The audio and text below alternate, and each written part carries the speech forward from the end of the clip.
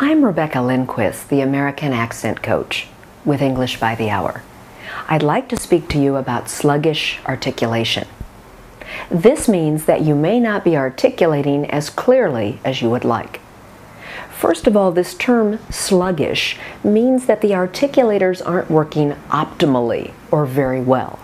And the goal is to help you articulate from the jaw, since we're speaking American English, but also to make sure that all the muscles that are needed to speak are activated. This sluggish articulation may sound like this.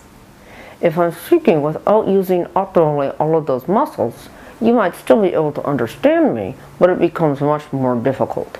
It may sound like you're talking in a bubble, or like you're mumbling. But it's actually not that you are mumbling. It might simply be that the muscles aren't working hard enough, or that you're not aware of which muscles to use. Now this goes beyond pronunciation. So when you work on this issue, make sure that you have an accent coach who's clear on how to create changes in sluggish articulation. Many times, Chinese individuals from southern China exhibit this tendency, and often men have sluggish articulation more than women. Now this doesn't mean that there aren't people from other countries who also have these issues, speaking other languages, but it's very common for Chinese men from southern China. So certainly if you have this issue, it's nothing to feel ashamed or bad about. It's simply something to focus on and work on. It's knowledge and information for you. The challenge now is how to change it. First, I would suggest to you that it's not something you can change overnight. You've spent a lifetime speaking in a different way. But it is possible to change it through lots of over-articulation. Now, what's over-articulation?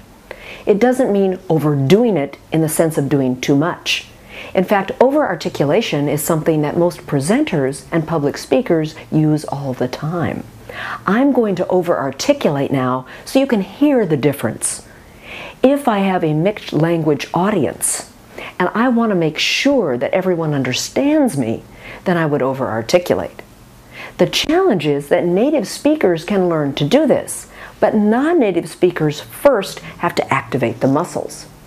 Now, if you've watched my earlier videos, you know that some of that has to do with mouth movement. You may remember the fish exercise, this one, where you pucker like a fish, and then do the exaggerated smile. Hold and do it again. Probably 5 or 6 times until you feel a bit stretchy but no pain. Then you want to go from side to side, perhaps monitoring with a mirror like this.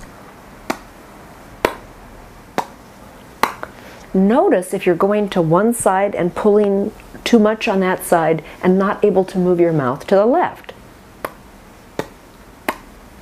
It should be equidistant, so check with a mirror. Then also when you're doing this, notice if your upper lip is moving. Some people move like this. The goal is to move all of these muscles as well. The muscles under your nose should also be moving. The other thing you need to remember when doing mouth stretches is you'll need to do them daily for short periods of time, even 2 to 3 minutes at a time. The big misconception is that you can't create these changes. You can't create them overnight. But even older adults, and by older I mean 40 to 60, and perhaps even older, can create these changes through focused practice. The idea is to use those muscles on a regular basis and be aware when you do it. Now, in addition to that, you can now add certain sounds. Many people have learned to pronounce these sounds already. So I work primarily with advanced speakers. I won't work with you on how to pronounce the sound today, but I will work with you on how to improve the sound and take it to the next level. That is, to sound more native-like in your natural speech. Let's start with the V sound, as in victory. When you make this sound, you probably already know that the teeth are on the lower lip with some vibration. V.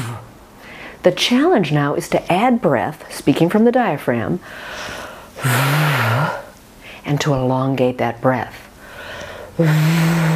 Monitor airflow with your hand. Monitor the buzz with your other hand. Victory. Once you've mastered that, you can now put that V in the middle of the word, like this. Over. Record yourself so you know if you're saying over or over. You should be able, ideally, to exaggerate that sound and get lots of breath on it and lots of voicing. Over and over again. This will also translate into your presentations and improve your public speaking. So to recap, many times non-native speakers, especially male speakers from southern China, have something called sluggish articulation, where the muscles aren't able to over-articulate and not enough breath is coming out of the mouth with certain sounds which need to be exaggerated, like the V sound, as in over and over again. Practice these techniques every day, and if you'd like to get to the next level in your profession, make sure you find a good American accent coach to help you. Thank you for your time.